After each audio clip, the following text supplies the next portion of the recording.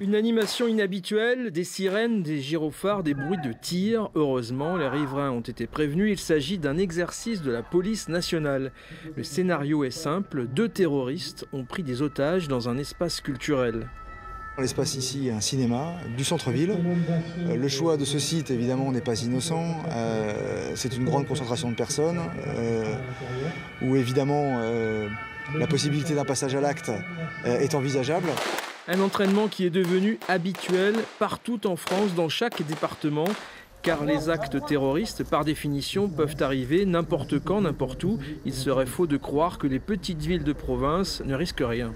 La menace terroriste est bien présente partout et aucune partie du territoire de la République ne peut se sentir à l'abri éventuellement d'un acte terroriste qui pourrait se commettre dans les semaines à venir. Et si bien souvent les policiers à la conclusion d'un assaut ou d'un attentat sont des forces spéciales, comme ici le RAID venu de Rennes, en revanche les premiers sur les lieux sont des agents locaux particulièrement exposés.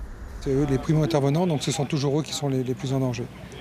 Donc les polices secours, voilà, en fait dans la ville, vous avez une police secours qui est à côté ou qui n'est pas là, le temps qu'elle arrive. Voilà. Et c'est la partie la plus importante aussi, c'est celle qui va permettre de définir tout ce qui va se passer à l'issue de l'exercice.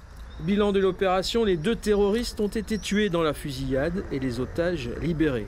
Plus de 120 policiers ont participé à l'opération. Le rôle des otages était tenu par les élèves de l'école de police de Saint-Malo. Merci.